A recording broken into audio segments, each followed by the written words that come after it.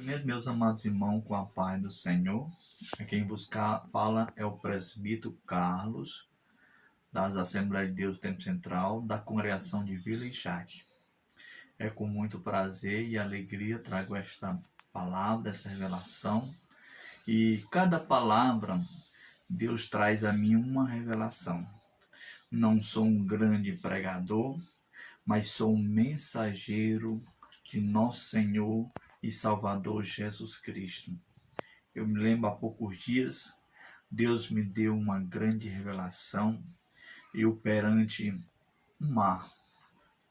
E eu vi aquele mar em uma grande treva. E quando eu me aproximava, uma pessoa disse: "Esse aí é presbítero de Vila Ixaque." E eu percebi que alguém percebeu que eu estava me aproximando. E na proporção das oportunidades que surgiam, era uma cruzada. E antes de eu ter a oportunidade que eu ia pregar, deram um outro mensageiro para pregar a palavra. Só que na revelação que Deus me mostrava, o primeiro pregador, ele era um pregador morto.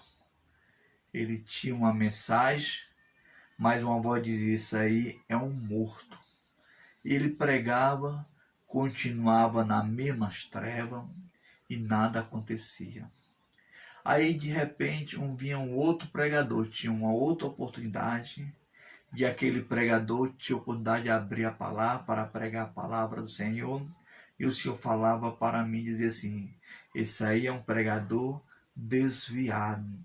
Ele, quando começava a pregar, ele não tinha êxito, solução diante do Senhor, porque estava desviado. E com a oportunidade, a mensagem não fazia um efeito, continuava a mesma treva, não havia ninguém para ouvir, e assim aconteceu. E o terceiro pregador era eu.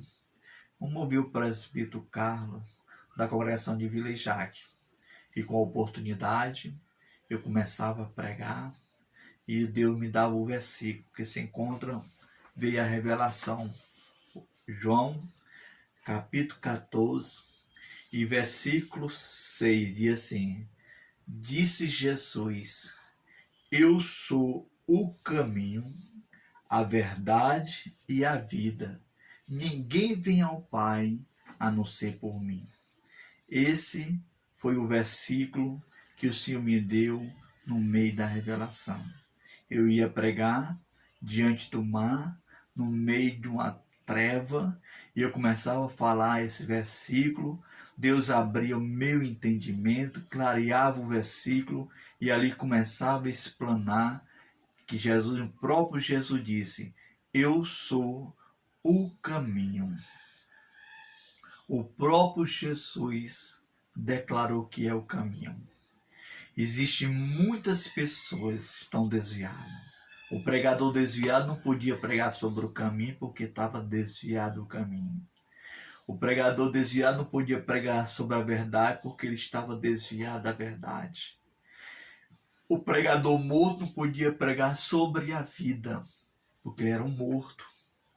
Mas Deus me dava esta oportunidade.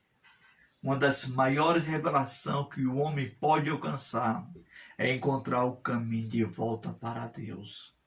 O homem está perdido. E quando na proporção começava a pregar, a treva ia embora, clareava o dia, um refletor plena luz do dia, e a multidão começava a se aproximar. Eu via a minha esposa, e eu ficava empolgado com a palavra, que Jesus é o caminho, que Jesus é a verdade, que Jesus é a vida. Não existe outro caminho. Não é a religião, não é o que eu acho, é o que Jesus disse. Jesus é o caminho. E é só o que nós estamos vendo nesses últimos dias, que o mundo está perdido, o mundo está em treva, o mar está em treva. E o pregador só prega sobre a morte. É só o que se vê nesses últimos dias, é a morte. Todo mundo fala sobre a morte. Vai para o jornal, é a morte. Vai para a televisão, é a morte.